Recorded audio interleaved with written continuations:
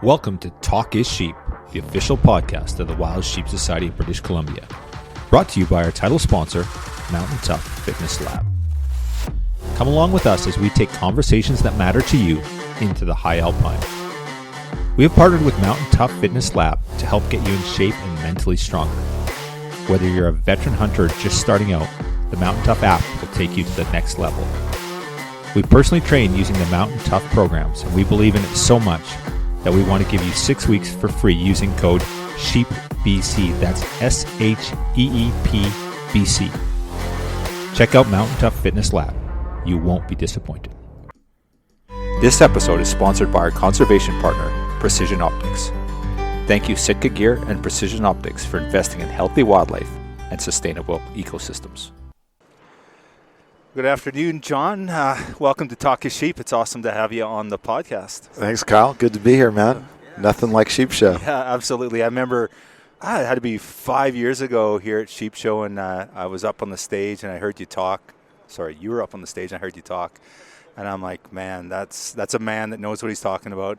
That's a guy that cares about all the things that I care about. And obviously, Schnee's the brand I don't need any introduction to. I've known about the great work you guys have done for years and the great products you create. And so that's really cool. But I guess, John, let's start off about, let's talk a little bit about you. Let's talk about you as, I guess, Jon Edwards, the business owner, Jon Edwards, the hunter, Jon Edwards, the conservationist. So, and sort of what got you interested into all this stuff? How did you become, an innovator, obviously a very successful businessman, and then on top of it, all the stuff you do for conservation?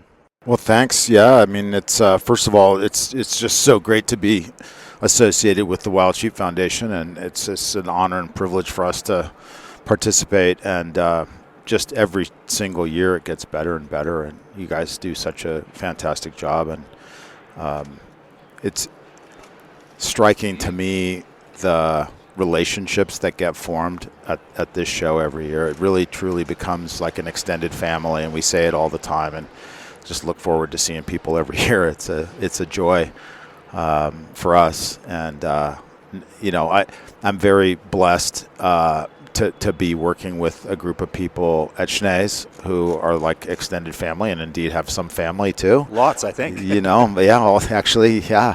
My son Michael is here working as we're talking, and my younger son Jack is back home working in our gun room, and my daughter Katie now too is working with us. And then Kurt Smith has done so much for our company for forever, and he's just a tremendous man in his own right, and his wife Shanda is with us now too, and their son Tanner and their daughter Ilsa. So it's like we have like a pro-nepotism policy, but we enjoy it. And then, gosh, here at the show, Stacy Farmer has been with me for 20 years, and she's fantastic. And Cody Risto is with us, and so yeah, we're just truly blessed back home in Montana to have a great team of people, and we enjoy working together, and we share a love of hunting, and so yeah, works out pretty good.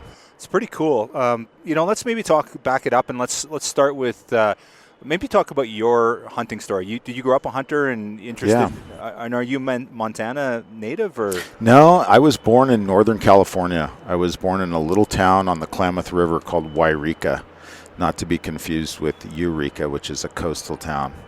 But Wairika is a little town in the mountains, and it would remind you a lot of Montana. It's beautiful, and great hunting, great fishing, steelhead country, and just wonderful place. My mom and dad were teachers and coaches and stuff, so we moved around a little bit, and kind of grew up in Northern California, a little town called Stockton, which is an ag town, and my dad was the basketball coach at University of Pacific, and then he won a few games, I guess, and got promoted in a way, and took the job at University of California, and he was the head coach there for 6 years.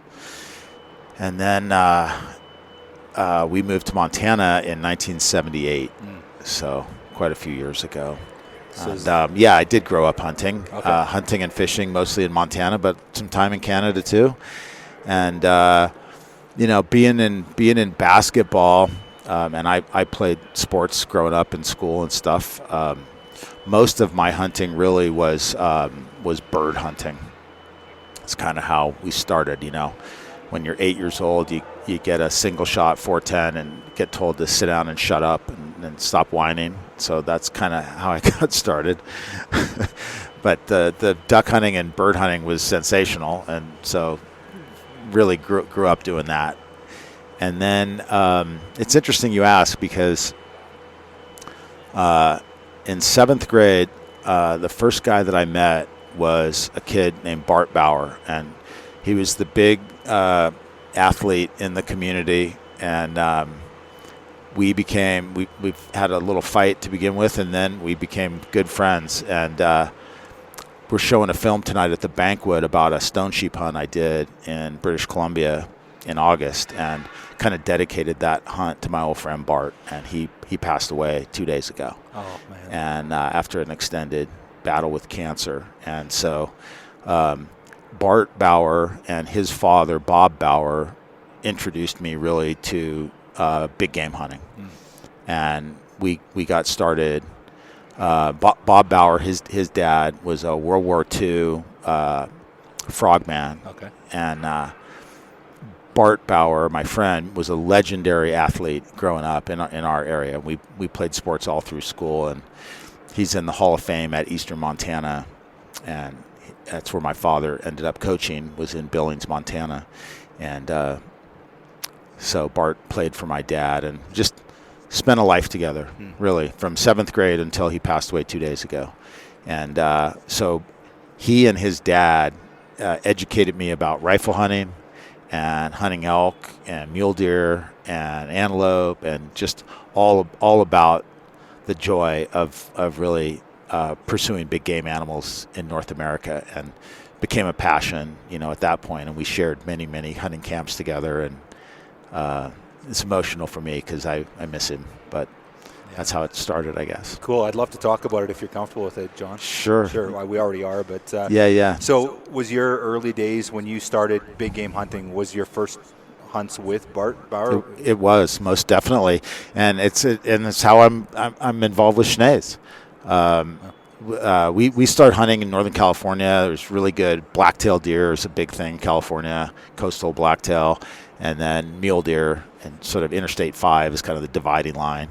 And so we did some of that, and then it was time to go elk hunting. And my very first elk hunt was with Bob Bauer and Bart in a wilderness called the Gospel Hump Wilderness in Idaho. And it's a fantastic place, and we had some good wranglers, and we rode in on horseback and had a spike camp, and killed my first bull. And in preparing for that hunt, I said, Bob, I got some danners, what kind of footwear should? He says, well, there's this company you should look up called Schnee's in Bozeman. And I did, and I bought a pair of pack boots, and loved them, and that fell in love with the brand and pack boots, and became acquainted with the founders of Schnee's, which is a husband and wife, Steve and Jean Schnee. And people always ask, is it Schnee's or Schnee's? And Yeah. the answer is either way, and it's the German word for snow, and it kind of depends what part of Germany you're from. Yeah. But they were getting ready to retire, and my wife and I were looking for a business to get involved with in Montana, and that's how it happened. Very cool. Yeah. Well, I want to jump into that for sure. But if we go back to that elk hunt, and so first time you guys, did you say you went on a horseback? Yeah. It was a really cool place, still is, called Shep Ranch. And it's you go to Riggins, Idaho, and then you drive about 30 minutes up the main fork of the Salmon, and then you hop in a jet boat, and you jet upstream on the Salmon River. And it's a little in-holding. It used to be Nez Perce Indian country, and phenomenal, great sheep country too. And so then at Shep Ranch, you get on a horse and ride for 8 hours and get dropped off in the middle of nowhere. Sensational hunt. Had you done a bunch of horseback stuff prior to that hunt? Yeah, I kind of grew up. My godparents were ranchers, Okay, yeah. and so I got exposed to ranching and love the ranch community and the ranch way of life, and I've been very blessed. In Montana, we have a small ranch now, and have become acquainted with some ranch families who I just think the world of. I just think farmers and ranchers are the backbone of America, if you ask me. Awesome. And it's a way of life, and people are honest and hardworking, and that's okay by me. Yeah, good people to hang around with for sure. Right? Yeah. Yeah, right on. So when you did that first hunt with Bart and his dad, were you the only one that got an elk, or did you guys all tag out? Amazingly, yes. Okay. Incredible as that might seem, and we were just telling this story last night, but the way that camp's set up, you're kind of in two wall tents, cook tent and a sleep tent, and then you're on the precipice of a deep canyon called, I don't know if I should say this or not. I probably, I kind of. People will be getting their Onyx maps out, looking it up. I'm going to follow my own advice. This was somewhere in the middle of Idaho, but yeah, smart man. Yeah, you're kind of glassing elk across the deep canyon, and then it's a commitment to go for it, and then it's another spike out with just a backpack setup, and it's a 2 or 3 day commitment. So we took off, and we got into some elk, and we split up, and shot a good bull. So, and I was the only one in camp who did, but just dumb luck. And had Bart killed a bull before, or was that his first foray? He had, and his dad had, and there's really famous stories of his father. We named a ridge after him in that country. If you go into our gun room in Bozeman, you'll read about it. Bob Bauer's last hunt was in the same general area, and he took off in the middle of the night by himself and kind of got all riled up and said, I'm going to go over there and kill me a bull. And sure enough, he did, and Bart helped him pack it out, and that was his last bull, was in that same spot. And then Bart and I went back there and spread his ashes and read from a Bible that I had from my Uncle Buddy, who was a World War II veteran as well. And it was a pretty emotional thing for us, kind of sentimental, sorry. But no, and honestly, that's, I think that's the cool part of our wild sheep family is, we're all tied by one bond. It's hunting, conservation, the outdoors, that passion, but it's the relationships, right? Like it's, when you talk about sheep, like, yeah, there's triumphs and there's all the amazing part of a hunt and the success, and really it's about the sheep, but really it's about the relationships and the family. We talk about wild sheep family all the time, right? So it really is. It's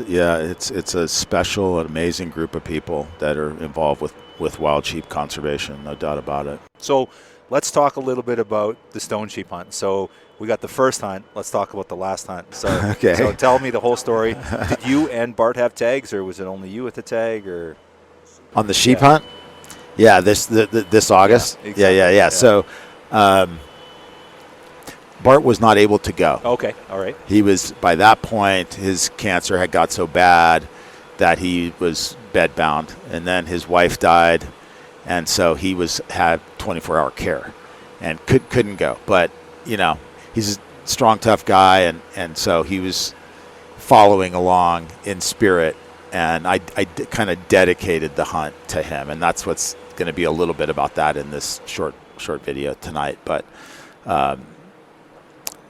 he never got to kill a sheep, okay. and that's a bummer. Right. But like I say, he was there in spirit, and the sheep hunt was off the charts. I mean, I can't say enough about Colin Niemeyer and Cotty and Jordan and Jake, and just phenomenal. I just can't describe how challenging it is. Just the horsemanship side is really quite difficult, and Jake and Jordan were both great, and the stock was great, and I was able to go with my son Michael, and that was a kind of a new eye-opening experience for him. Was that his first true mountain sheep hunt? Yeah, right on. Yeah, it's funny. And riding into camp, I said, hey, listen, don't be afraid to hang on to that saddle horn now. And he's like, are you kidding me? I'm like white knuckling this thing for 5 hours.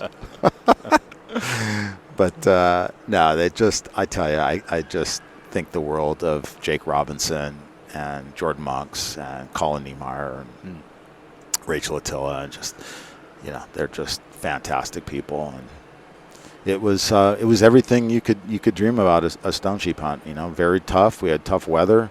We kind of thought we would get into some sheep right away, and saw sheep day one, but then the weather turned on us, and it 7 days later. Yeah, right on. It was super cool. Was that your first stone sheep hunt? No, my second. Your second. Yeah, I shot a ram with my bow with Jerry Craig, the Talton Indians, and it was fantastic. Wow, that's awesome. As well, yeah. So tell me about this ram. What does he look like? Oh man, he's a monster. I may have seen pictures. Kidding me? I'm have looking seen at him right pictures. now in our booth. Come by and see him. No, he's really phenomenal ram. And so, kind of the little funny story is. Yeah, that's a nice ram. Yeah. He's a 9.5-year-old, 40 inches. Yeah, he's a bruiser. Yeah. I mean, he might be 39 and a half. I rounded up to 40. It's on the high side of 39. That counts for sure. Yeah. But so we get in there. What did he score? I'm curious. Mid-60s. Yeah. Wow, nice. What a ram. Beautiful. Yeah, awesome ram. Yeah. And the cool thing is he's a traditional stone sheep, nice and dark too, right? It's beautiful. There's no conjecture of where you killed him. He's clearly a stone sheep. Not that I want to create any controversy, but he's clearly a stone sheep, right? So the funny part of the story is, so we get over there and Jake found him, and shout out to Swarovski, 95 spotter is amazing. But we glassed him up a long way away and get over there, it's an ordeal, and get on him. And there was two older looking rams, and we managed to get within about 125 yards of, let's call him ram number one. And basically my job is just not to screw the thing up, right? Yeah. Like, just don't blow it. You're not giving yourself enough credit, but fair. I know what you're saying. No, fair man. enough. It's all on Jake and Jordan, and they're looking at and kind of aging this ram, and the word's getting passed back, and I'm kind of actually looking at him through. We're digiscoping, right? So I'm like, how far? And he's like, he's 125 yards. I'm like, okay, I can shoot that far. How about we kill him? And they're like, no, I think we're going to back out. We're going to look at a different ram. I'm like, are you kidding me? Like, this is day 7, guys. And like, no, sorry, he's not our ram. No, that's awesome. And we had a good laugh about it. And sure enough, they were right. And we have video of both of these rams standing side by side, and they're both great rams, right. if you ask me. But this guy was a better ram. I think so. Yeah. Yeah. They obviously thought so. So they just I just can't brag them up enough. They did such a great job. Right. Yeah. Awesome. So 7-day hunt, and so you got the turmoil of knowing Bart's sitting at home. Were you carrying that in the mountain with you? Like how? Totally. Yeah. I like to pray a lot, and was praying for Bart and kind of wishing he was there, but counting my blessings too, to be with my son and be with these two great men and in some amazing part of the world. It's a moving thing being in the mountains anytime. I don't care. I love it. I love Montana and British Columbia and Alberta, and it's just, Alaska. It's all God's creation, and we're blessed to have some time to enjoy it. Yeah, that's awesome. So tell me about Michael's experience on the mountain. So first time on a serious backpack hunt. Well, I guess you guys on horseback, which in its own right is challenging, with big. And we hunt horseback in Montana. I enjoy that side of it. And my wife is a really good equestrian. We have a small horse ranch outside Bozeman, and so I love getting on a horse and just getting in the mountains. But Michael had not really had that opportunity yet. Michael's a very good hunter, and he's done really, really well, and he's passionate and becoming quite skilled. But it's different, just getting on a float plane and, the whole thing, getting in there, and then, showing up and and these are great Canadian horses, and the riding is I don't want to over it's not just a jaunt in the park. No, there's some serious elevation, the whole works. Yeah. So he got a kick out of that, and then plus, you get a little saddle sore. Like, I don't know, like, okay, man, yeah, that's what it's like. Yeah. But then you start hiking and it all dissolves away. But it was some amazing country. We'd had very challenging weather. And lost. We couldn't get a shot at the rams day one, and then couldn't find them again for several days, and moved around, hunted some different areas, and then, like I said, Jake kind of found 2 good-sized bodied rams anyway, and they turned out to be the ones that we got a good look at. So were you guys? Did you have 7 days, 10 days, 2 weeks? What was your hunt time? Yeah, I think we had a few more days, Yeah. But we were, 7 days in, and this was a great ram, so it was not a close call. Right. Yeah. I mean, there was nothing to discuss. No. Yeah. For sure. No, but I get, once again, talk about hunting ethics, Jake and Jordan both. It's like we're going to make sure he's 8, and I think they thought he was 9, and turned out he was a 9-year-old. So that made it, but I wasn't going to shoot until we were sure. Yeah. So that's awesome. Yeah. How hard was it to back out on that ram at 125? Really, for me, it was really hard. Kidding me? I'm like, hey. But I have ultimate faith in those guys, and quite honestly, I wanted to get a look at the other ram. Right. Yeah. And we kind of thought the other one was a little bit better. So. Right. Yeah, it worked out good, and it was really windy. It was blowing about 40, but it was not a difficult shot when the time came. So you mentioned your earlier ram was archery. Were you thinking archery on this one if you had the opportunity, or it wasn't really a priority? No, I just brought a rifle. Yeah, I'm pushing 65, and bow hunting sheep might be for the younger people, younger than me anyway. I don't know. I admire it. I think it's great. And I love to bow hunt, but I also love to rifle hunt. So yeah, for sure. So with the film, do you bring a crew with you? You bring a couple camera guys or one or? No. Michael was supposed to be capturing the footage, and he did about a B- job, I think. But I can't really talk because I'm not any good at it either, and I don't know how those guys get all that great footage, but we got enough to put a little thing together. And I guess it's something you can use for the brand, and then you can also you share this. But was the yeah, but we're careful about that, honestly. Okay. Here's a little pet peeve of mine in the industry is even back home, I really think hunters should be more cautious about disclosing areas, because it's a job to find good places to hunt. And especially public land, and we have a lot of it in Montana. We have a lot of really special places to go hunt. But golly gee, you work your tail off, and then all of a sudden it shows up on TV or social media or something. It's like, gee whiz, it's hunting. Hunting should be more than that. It's like you should find your spots. That's part of it, and I think it cheapens the deal when somebody's, oh yeah, I saw this on TV, or I got a pin on my Onyx or something. I just think it's I would like for hunters to be a little bit more careful. Yeah. That so way. We're not going to see it on YouTube, in other words, or are you able? No, okay. Not at all. No, not gonna. Yeah, cool. And I wouldn't have shown it tonight without permission from Colin. Yeah. And just because, being respectful to the outfitter and his livelihood, right? I think that's correct. His living, yeah, for sure. Yeah, that's so right. did you bring that film back, and were you able to share that with Bart before you lost? Yeah. Yep, he got to see it. Yep. Yeah, I said my goodbyes to Bart on Saturday, and he turned out he passed away yesterday. So it's going to be a pretty emotional sheep week for you, I would imagine.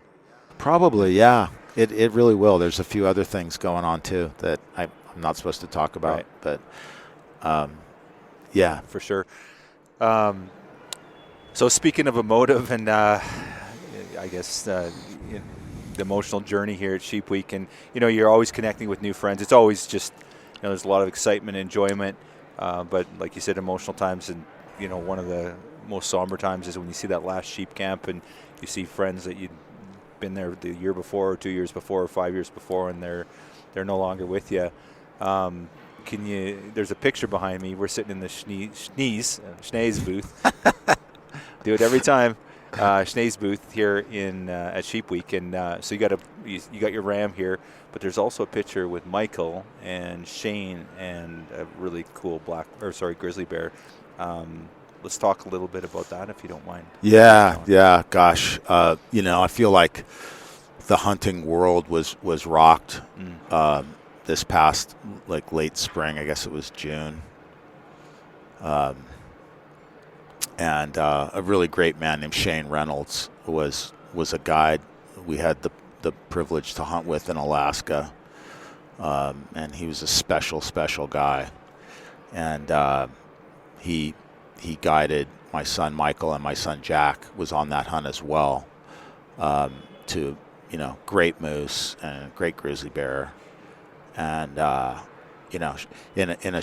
Shane was just one of those guys who exuded, he was mentally tough, he was physically tough, strong as an ox, and just a tremendous man, and just that there was a plane crash in Alaska and killed Shane and Jim Tweedo, who was a well-known, famous backcountry bush pilot. So it was really tragic, and so we miss Shane very much. Went to his funeral in Lewiston, Idaho, and just really miss him. He was very instrumental in being a role model for my two sons, and I appreciate him for that. Guy like that you can look up to and help your kids grow up on the right track of just being polite, fun, tough as nails. And we miss Shane and Jim both. Yeah, and that's always a tough one to swallow. They're all tough, don't get me wrong, but I was in Idaho at the time. Actually, it was that morning we were at a board meeting, and I think it was Jim Warner came in and told us about the crash, and but it's Shane had a young family, and just to lose him, an icon in our industry, right? Someone you look up to. He's strong, powerful, and just to be like that, just taken off the face of the earth. It just it rocks you. It really does. It rocks you hard, and this is a man who had a really bad bear attack. He was almost killed by a grizzly bear, wounded bear. Here again, I don't know if I should say this or not, but I think the client kind of fouled that one up, and so Shane paid the price, and could easily have died from that attack. And instead, he recovered and was back guiding grizzly bears that fall. That's just the kind of guy he was. Just a warrior, eh? Yeah.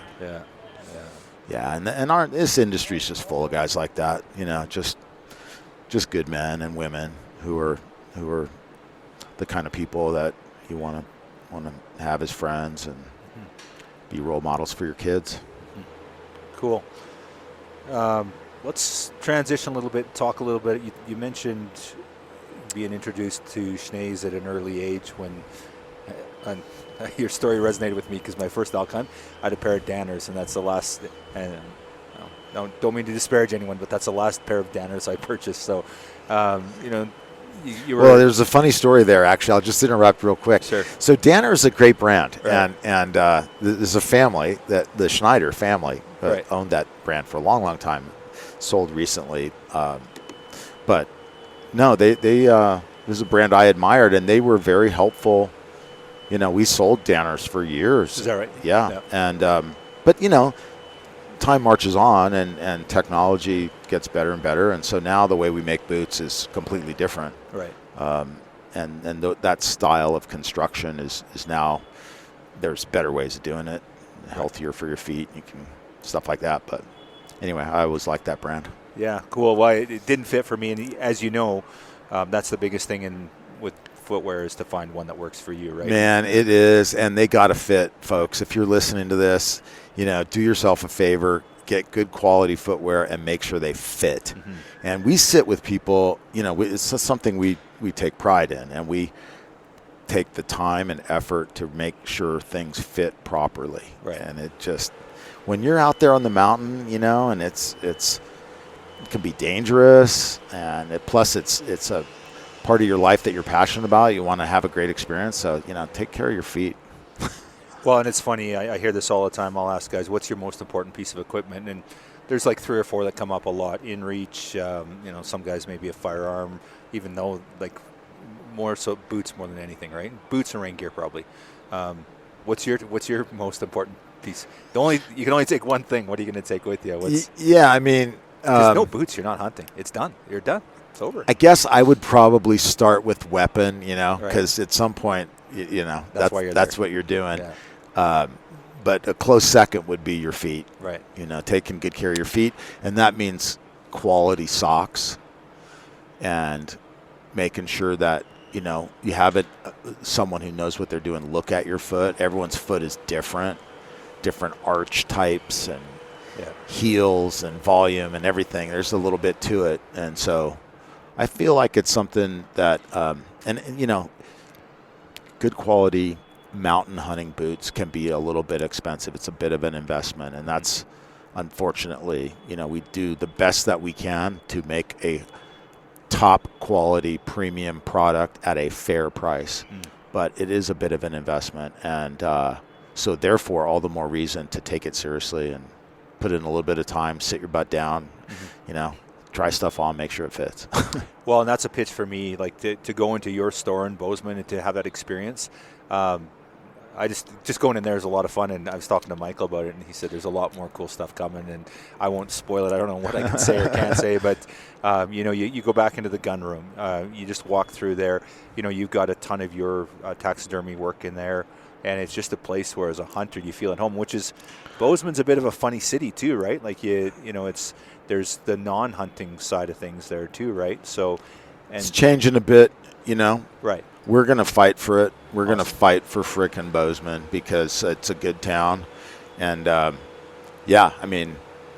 it's, it's kind of the world we live in. But we hand out free Bibles in our store, and that's Billy Betts. Thank you, Billy. A phenomenal job with, I think it's called Triumph Outdoor Industries. But so, we got guns and Bibles and nice. And boots. Yeah. But it's it is. It's a good thing. Now I have to make sure to correct you. So the taxidermy in the gun room, okay? Yeah. I don't think there. I had my mule deer. I had a mule deer in there, but I don't think I have any. None of that did I kill. Okay, so let's be real clear. Yeah. That is a collection that started in the 40s, right, and goes back to the Deeriff family from Bozeman. And we just lost George Deeriff Jr. last year. And He was an icon of a man. And his son Levi is a doctor in Denver. But that's a collection of friends and family over the years that I can't claim any credit for. Right. Now I've got a ram coming. I might want to try to sneak in there.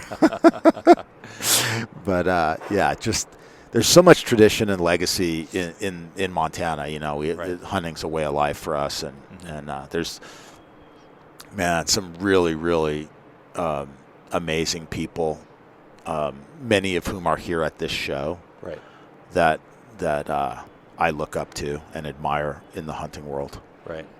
And there's so many cool brands out of Montana as well, right? They keep growing. I think, Bozeman's kind of become, I guess, the hunting hub almost, like, the Silicon Valley was for the tech world in the, in the 90s, right? It is, and just at dinner last night, we ran into the Stone Glacier guys, and Kurt Roscoe killed a giant freaking ram, and talk about a hunter, man. That's a guy I look up to. Yeah. He is the real deal. And there's a lot of guys, just are, and we share things with one another, and we learn from each other, and it's a brotherhood and sisterhood, and it's highly recommend anyone listening who's not. I mean, I guess you're probably a hunter if you're listening to this, but pretty special group of people. Yeah, very cool. Now, that's the cool thing about Schnee's that I like about your brand is you guys weren't, and my understanding talking to Michael is that, you had the gun room, but the gun room was in there, but everything else outside was not hunting centric. Like there was boots, and hunters might wear those, but you didn't have taxidermy work historically there. There was not, and that's sort of evolved in the last decade. Is that correct? Or well, I mean, we're not shy about taxidermy. Right. And we're not shy about being hunters on Main Street. Yeah. I mean, yeah, we might have some new sensibilities coming into our town, but tough Twinkies. We are who we are, and we're not going to be bashful about it, and we're going to speak up for our rights, and that's just the way it is. I feel strongly about it. I don't know how political we really want to get, but I'm a believer in the Second Amendment and the U.S. Constitution, and believer in the First Amendment, all of friggin' amendments. Yeah. It's like land of the free, home of the brave means something to me, and I think we got to kind of stand up and speak our minds to make sure that things don't get too far out of whack. But again, the story of that location, that building's 120 years old, and which is old for a Western community. Yeah, ancient for a Western community. Right. I mean, yeah. and so it was founded by George Deeriff Sr. and his partner Bob Bradford, who were great guys after the Second World War, and they were gun experts and great hunters, and it was called the Powderhorn, and we're proud of the Powderhorn, bringing it back and starting some apparel with it and stuff like that. But it's a great old Bozeman, Montana brand that goes back to the 40s. And so we kind of combined that with Schnee's into that really cool spot. And that's how we got into the gun business too. And right. So yeah, and we've been instrumental, I think, in getting Sitka going. Jason was a friend of mine, and John Hart is a friend, and proud of what Sitka has turned into. They do a great job, and obviously good supporters of the Sheep Foundation. And I think we had a little bit of a hand in helping Kurt get going with Stone Glacier, and we're happy for that too. And yeah, lots of great hunting and stuff in our area now, which is kind of fun. That's very cool. Yeah. So it's interesting. You have I guess a bit of a different model in some regards in that, and I guess it's not so different in Bozeman, but for the rest of the North America, it kind of is. But you guys are innovators. You have your own product, and then obviously sell tons of retail stuff. You can buy other products in there. Were you kind of is that innovations been part of what you do, or was that something that came from the Schnee side of it before you kind of got involved and you guys were able to carry on that? Or I do enjoy it. I have a background in engineering from school, and so yeah, we enjoy it. And again, we're very privileged to work with Kurt Smith, and he's been in the footwear industry forever, and so knows a lot of people and has great resources that we take advantage of. So we do like creating new stuff. It's fun, and we're going to continue to try to do that. Bring out new styles of footwear and so forth, that as technology continues to improve, there's always opportunities there. But when Steve and Gene Schnee were getting ready to retire, the manufacturing side of the business was pretty much. So we have a factory in Bozeman, Montana. We make pack boots, rubber bottom, leather top boots, and they're terrific. And still, everyone should have some Schnee packs, because there's certain times of the year, man, it's just the way to go. So if you can, you should. But then there's more specialized stuff too, and you're going to go desert sheep hunting or stone sheep hunting or doll or whatever, going over to Asia or whatever you're going to be doing. There's some more specialized stuff that's a better application for certain types of mountains. I guess you could say it that way. So, yeah, we're committed to being manufacturers of high quality stuff. You know, a few good things is kind of the way I like to look at it. But we're just super blessed to work with a group of people in northern Italy who make the best boots on earth. That's the best way I can say it. Now there's other good brands of boots out there, don't get me wrong, but we can do things a little bit different because we work with these craftspeople. It's not a mass production environment, and I've been in footwear factories in China and all over the place. And when you get into a mass production environment, there's just no way to do it with the level of care and quality that we can put into ours. Mm-hmm. And our stuff is only available direct. So you can come to Bozeman, you can come to Reno for the sheep show. You can talk to us on the phone, but that model enables us to produce a very high quality product for a reasonable price. And so, yeah, we enjoy that. And we're committed to domestic manufacturing. There's challenges with that. We're just opening a facility in Mexico. Okay.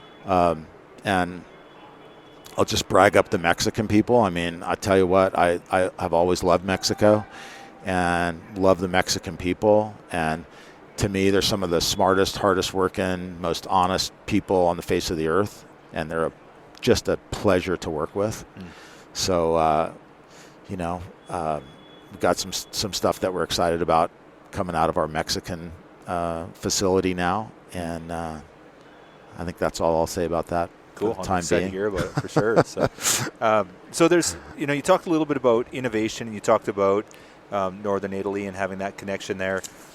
Do we have the expertise in the U.S.? And I've heard other brands talk about that. A lot of, the textile industry and stuff like that, it's a lost skill. That there's cases where we've just lost it. These factories that used to exist in North America and the U.S., they're just gone.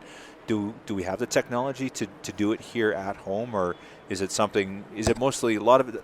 Because it can't be cheaper to go to Italy. If you could probably do it in the U.S., it could probably be a good opportunity if you had, or is it too expensive to get set up? Or, I'm just trying to understand that aspect of it, John. So. Yeah, it's we have lost some of it. Right. I'll be honest. A lot of it's gone to China. Right. And that's something I'm concerned about. Right. Again, there's good people in China too. Don't get me wrong. My mother was born in China. They were Christian missionaries. So there's lots of good people in China, but American domestic manufacturing has been hurt. Right. And so, yeah, we can do it. It's a little bit more expensive, right, quite honestly. And at some point, the consumer makes it just like, look, there's a limit. Right. And so we try to be thoughtful about and transparent about where our stuff is made. Our rubber bottoms come out of Thailand because there's no domestic source for hand-laid vulcanized, and partly that has to do with environmental concerns. Right. So those are the types of things that you just have to confront. Yeah. We look for ways to make things in the United States of America. We operate a boot factory in Montana, and that's for your pack boots. That's our pack boots. Yeah. But the rubber bottoms we have to import. Right. And we're going to be doing some of that type of construction with our friends in Mexico, who are just phenomenal craftspeople, and we're excited about that. And it's all sort of a balance, if you will, to maintain competitive operations in Montana. We pay our people, we try to be quite fair with how we compensate our workers, and there's just competitive pressure. So I guess the way I would just summarize it is we look for high quality people in places where it makes sense. Right. Well, and a testament to you and Schnee's, like I look at a guy like Kurt, and I've run into him 3 times here already, and you walk in. I'd seen him in Dallas at DSC, and I walked in, and I hadn't seen him since October, and I remember Kurt because he's an impressionable fellow, but he shouldn't have remembered me. And right away, his hand went out and shook my hand, and hey, Kyle, how's it going? And so, a testament to you and your entire family of what you've done there. And to your point about competitive pricing, you guys could probably do everything in North or in the U.S. specifically, but are people going to pay $1,200 for a pair of boots that they can get from somebody else for $500 or $600 or whatever? We have a lot of customers who are working people. Right. They're working construction. They're tradespeople, and they're smart, tough, strong, great hunters, passionate about it, and they're gonna be in Schnee boots because it's the best boot out there. They save up for it, and it means something to them. And so we feel a responsibility to those people to give them a great boot at a fair price, and then stand behind it. That's the other thing that happens because nobody's perfect. Everybody makes mistakes. We certainly do, but we can control the fact that we'll stand behind it. And that's all you can ask of anybody. Right.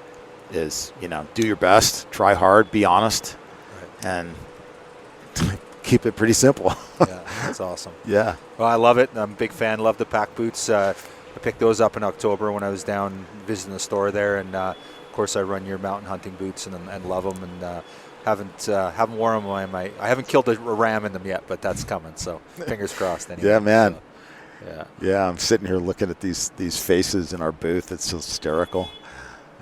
This is my friend Cameron Marcoux, killed a Montana bighorn, and he's a hilarious guy, by the way. He runs Montana Metal Art, which is a little plug for those guys. They're awesome. His partner Brian too, and he's a really good hunter. He's a tremendous rifleman.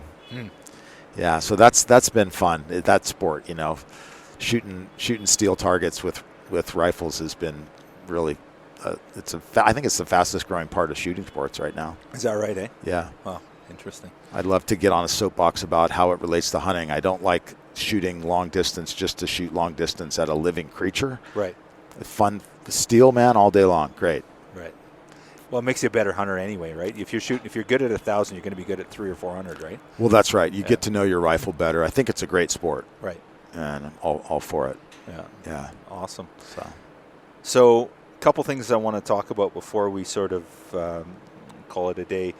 Talk about the conservation side of things. One thing that I've respected more about the brand so early days, you're driving down the highway, and as you go through Bozeman, there's a big sign, and it's got Schnee's and great branding, and then proud support of the Wild Sheep Foundation.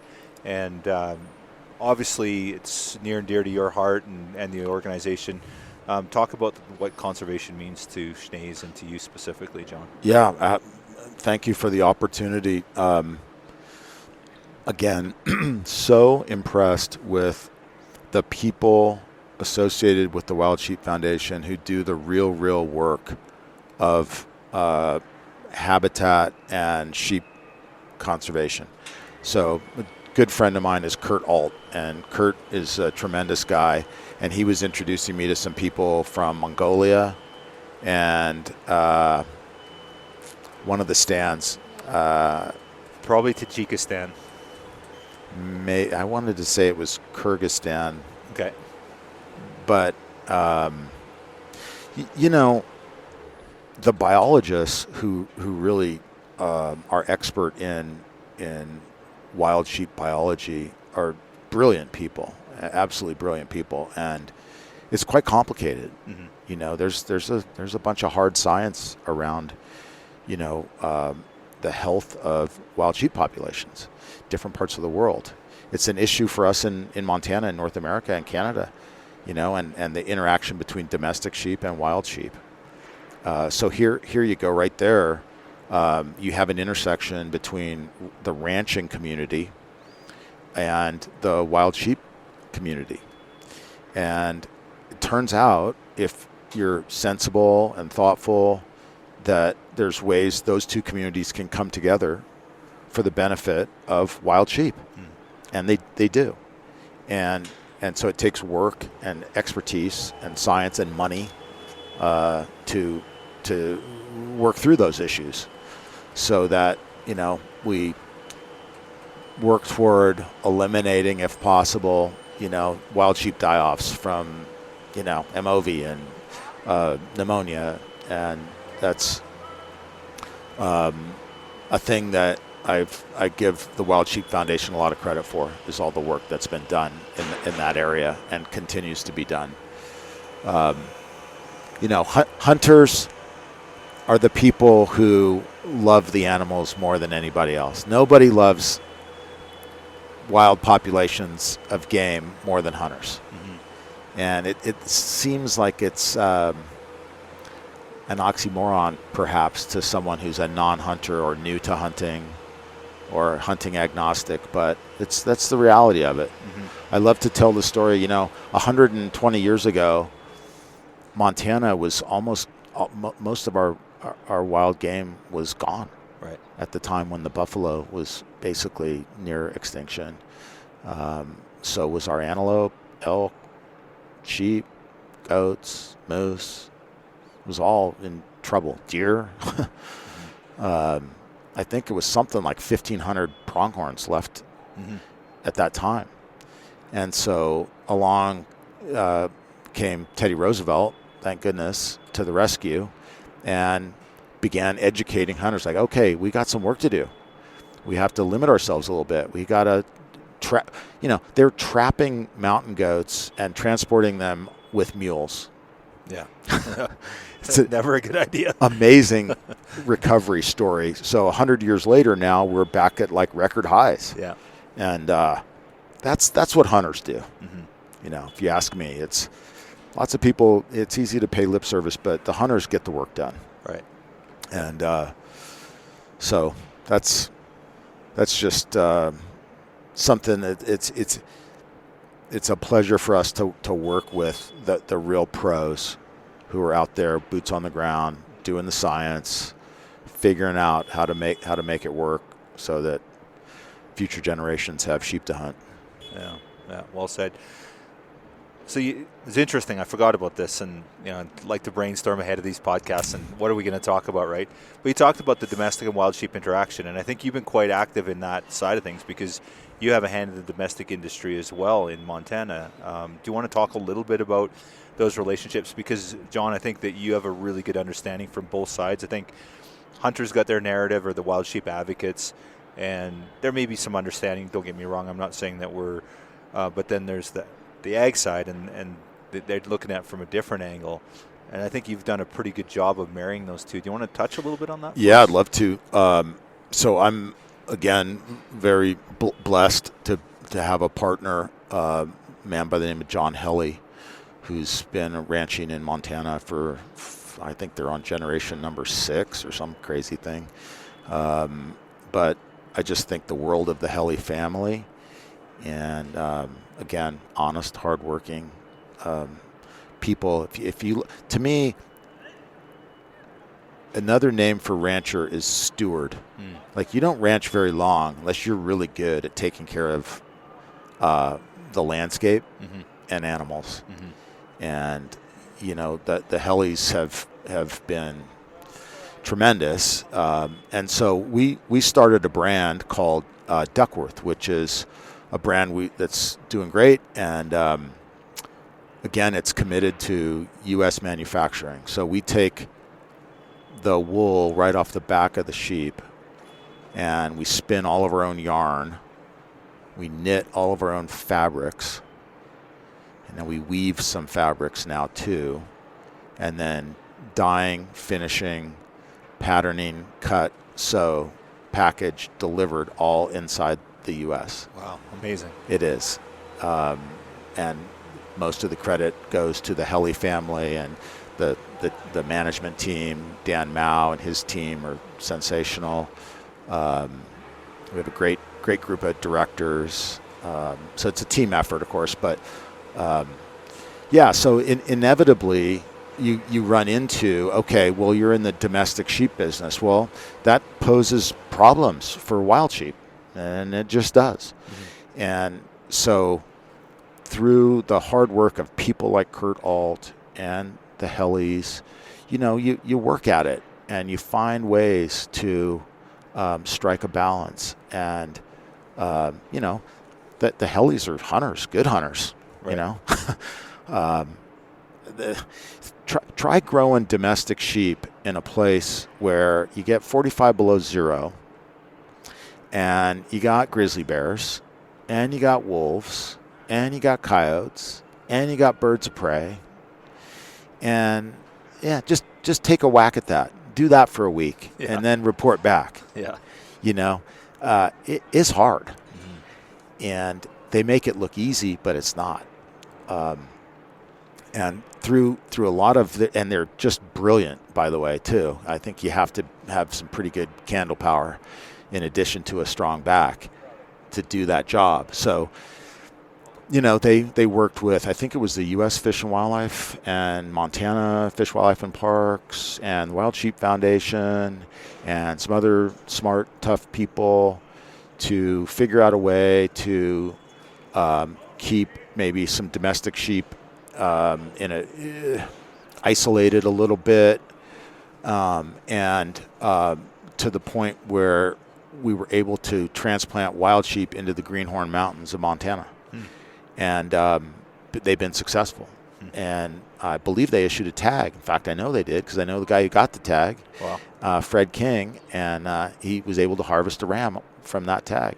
So that's an example, a simple example of how the ranching community can work together with conservation organizations for the benefit of wild sheep. And I just give the Hellies all the credit in the world for that. Well, not to get, I guess, to get myself in any trouble here, but that relationship between the Hellies and wild sheep were, I think you brought that community together, right? It was you helped build that relationship. Did you? No. I can't. No, I don't. You're not taking any credit for that? Zero. Okay. Absolutely zero. Okay. It was before my time, I think. Honestly, I don't think I had met John Helly when that work was being done on the Greenhorns. Yeah. Cool. No, I can take credit for wearing, good wool base layer and testing it out when it gets cold. That's about the only credit I can have. Okay, fair. Yeah, we'll leave it at that then. So. Yeah. But that brand's called Duckworth. It's a great little American brand. Encourage and it's available people to check it out. DuckworthCo.com and at Schnee's. Right. Yeah. Awesome. So anyone that wants to check out the brand, any products, so if they can't make the Sheep Week, they can't make it to some of the other stuff. I know you guys were over at DSC last week, and I know you do a few other shows. Michael's coming up to BC to our show and the Wild Sheep Foundation Alberta show. Yep, I'm going to try to join for that if I can. Awesome. So there's some products to check out there at those events. But if they can't make it to Montana, give you guys a call. What's their best bet? Yeah. Just check us out. It's schnees.com or on social. I think it's like Schnee_hunt. So SCHNEE is how you spell it. And don't worry about how to say it, I guess. But yeah, you can do that, and then please feel free to give us a call. We like to talk to people on the telephone and answer questions, and yeah. Well, and I love the customer support. You send someone a pair of boots, it doesn't fit, you're going to make it right. That's I'm sure if they Stacy Farmer, Cody Risto, they're just awesome. Yeah, we got so many good people. It's just crazy. But yeah, we love our customers, and sometimes you got to talk it through. Like, okay, I'm getting ready to go on a bear hunt in Alaska, or whatever it's going to be, and what kind of footwear would be the best for that type of application. So yeah, well, Michael was fantastic with me. I called him up and I said, okay, this is what I need. And I'm like, well, this is what Jason Matzinger is wearing. He's like, well, what are you doing? And then we talked about it. He's like, well, you're not doing exactly what Jason's doing. You need these. And I can't remember discussion. Jason, good shout out for him. He's terrific. And yeah. Well, you got so many great brand ambassadors too that obviously support you guys, and again, a testament to the company and the bootwear and your guys' reputation. So yeah, man. Cool. So before we go, one last thing, legacy. So I think you said you're 65. Is that what you said? 64. Come on, give me a break. To be honest, I was shocked when you said that because Michael's a young guy, right? I was thinking you were much younger than that. So, but let's talk a little bit of legacy. What does Schnee's look like 10 years from now? You still going to be involved? Still? Boy, I sure hope so. Yeah, nice. We enjoy it, and it keeps us moving. And we feel like we have a roadmap of some new products that we're excited about, and like I say, we're continuing to invest in manufacturing, and that's kind of our DNA at this point. We enjoy selling high quality brands as well, but I'd say more and more we're looking at manufacturing at that level, and then where there are high quality products for our customers in areas that we do not do our own manufacturing, we'll look to have a tight collection of stuff like that. Well, I have to say, your showroom floor in Bozeman is absolutely stunning. It's a beautiful building. Thanks. The powder room. Is it powder room? Is that the Powderhorn? Powderhorn. I'm sorry. Yeah. And the Powderhorn Outfitters. Yeah. And your youngest son, Jack. He's running that, isn't he? Well, he's working with a great young man named Luca Radoni. Okay. And they've sort of taken the handoff from George Deeriff Jr. and are working hard to keep our gun business, in good shape, and they're just doing a great job. Awesome. And there's lots of fun, exciting stuff going on there too. Boy, that never slows down at all. And then my daughter Katie is involved in product development, and she's doing working kind of on the garment side of things. Okay. She likes that. So there's some exciting stuff coming out of there soon too. Hopefully, sure. Yeah. Awesome. Yeah. Keep it moving, and I think Friday is your MCN Legacy Night, right? That's right. Yeah. Exactly. Good. You do such a great job. Thanks. I appreciate it. Yeah. It's not easy being up on that stage. It's kind of scary. Well, because you are the prelude to me, and you always do a fantastic job, John. So, and I kid you not that I'd always known about the Schnee's brand, like you guys' reputation precedes itself. But 5 years ago, it was at Sheep Week, and you got up on stage, and I'm like, that guy I need to talk to. I gained a whole new level of respect, just your approach to things, and then just the brand with everything you do on the conservation world, and then the products and the reputation. You look at all your ambassadors out there, they're all the people getting after it that are doing things. The Rachel Attills of the world, the Jason Matzingers, the David Martinez, and I'm sure there's a litany of others that I'm missing, but super, super cool. Yeah, man. It's and again, you not just saying this, you do a terrific job, and the whole organization, just sets a real high standard. It's great. I mean, there's just so many quality people at the show. It's if anybody's, when is this thing going to air? I'm not exactly sure. I think we'll maybe drop after it next week. After the week show. after Okay. Sheep Week. Yeah, exactly. Well, then if you're listening to this, put Sheep Show on your calendar for next year in Reno. Don't miss it. It's a super, super great event. Yeah, I have to agree with you. It's it's the Mecca. If you live out of the country or out of not close, you got to do it once. You got to go see it, and then once you've done it once, our job is done, because you're going to come back every year, right? And it's a testament. We just did our numbers for last year in our board meeting, and I think Saturday night we're at 2,100 now. It just keeps growing and growing and growing every year. We're at capacity now on Saturday night, so which has never been the case. We've just been slowly growing over the years, and now it's amazing, and I'm still learning about all the work that's being done in Asia. Right. So much of really high quality work is being done, and it's challenging. Mm-hmm. But there's so many great species of sheep around the world, and it all needs work and effort. Well, and it's interesting you brought up Kurt Alton. Kurt's our what are they? He's our what is he? He's certainly our international specialist, but that's not all he does. He does the Montana Bighorns and other work too. But he has just done such a great job securing permits for all these different countries where you can't even hunt, and just building those relationships. And they're here at Sheep Show, like you said. You met that a couple gentlemen from overseas that have come, and I won't even try and remember what countries they're from. But he's building these relationships and opening up hunting, but then with the conservation ethic, because these permits are selling, and then we're putting that money back into, and it's not going to the government, it's not going to pay for houses or anything. This is going back to conservation, and that's one thing that Kurt's done a really good job, is building those relationships. So yeah, I think the foundation does a great job, and Kurt in particular. Yeah, it's again, it takes talented people to do the work. It's not easy. It's complicated. Lots of things to navigate. But I think you guys just do a great job. Yeah, appreciate it. So you're showing the film tonight. I'm going to enjoy that. I can't wait to see it. So that's on the radar. So who did that? Matt Miller. Pardon me. Matt Miller at Schnee's put that together. And okay. He does a great job. Awesome. So the footage, it's not anyway. I'll have to razz Michael a little bit. I think his battery ran out or something. He's got some excuse. I don't know. Well, the new Wild Sheep Foundation ethics, where you can't show kill shots, he saved you on that one, right? So you didn't have to worry about it. Well, so yeah, we had to edit that out because it was really good. It was really good footage, but we came right up to that point. But yeah, it should be good, and it'll make me think about my buddy Bart, and a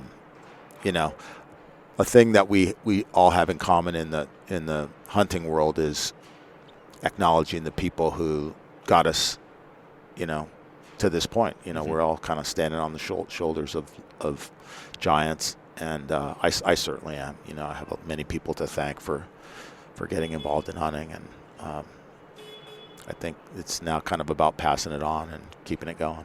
Awesome. Well, you're doing it with your kids. That's awesome. Great pictures of Michael, and I can't wait for him to go and get his first ram too, right? So, yeah. Yeah, he's got some dues to pay, Yeah, yeah, fair. Hey, tonight with that film, are you going to introduce it, or are they just going to run it? I think it's just running. Okay. Yeah. No, it's right. I don't honestly know the answer to that, but I think it just comes on at some point. Okay, cool. Yeah, I look forward to seeing it. So. You know what I'm going to do? Actually, you guys are closing up for the day here, so tomorrow I'm going to come and spend some money and pick up some quality footwear. I always pick up 1 or 2 pairs of boots or shoes when I'm in the store. Well, thanks, and we have some nice stuff for women. We've got women hunting boots, talking about people like Rachel Attila, and we have some,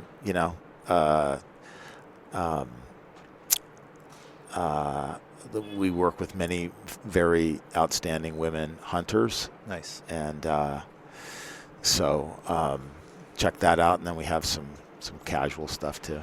Well, there's the women hunting side, and I took a bunch of pictures. I told you, I said this afternoon we were looking at shoes, and I said I'm not going to buy anything until the wife sees it, because if she doesn't like it, then she doesn't want me wearing it. So there's enough stuff that I like here. I can pick something, but it has to be something she likes. But I took some pictures of the women's stuff, and I'm like, hey, check these out. And she's like, oh yeah, that's awesome. So that's probably a mistake. She's going to probably come and buy a couple of pairs of shoes, which I could spend money on elsewhere, but that's neither here nor there. So. Yeah, I want to give a quick shout out to Claudia Schmidt, who's one of our, and she's a Montana gal who's a Schnee hunter, and she's awesome. Okay. And her dad Don too. They're just a great family. Yeah, very cool. Yeah. Well, I think I'm doing a podcast with David Martinez. I think he's one of your ambassadors as well too. So and we're. Thank you for mentioning that. So yeah, David is a man who is a Marine Corps veteran and was wounded in combat.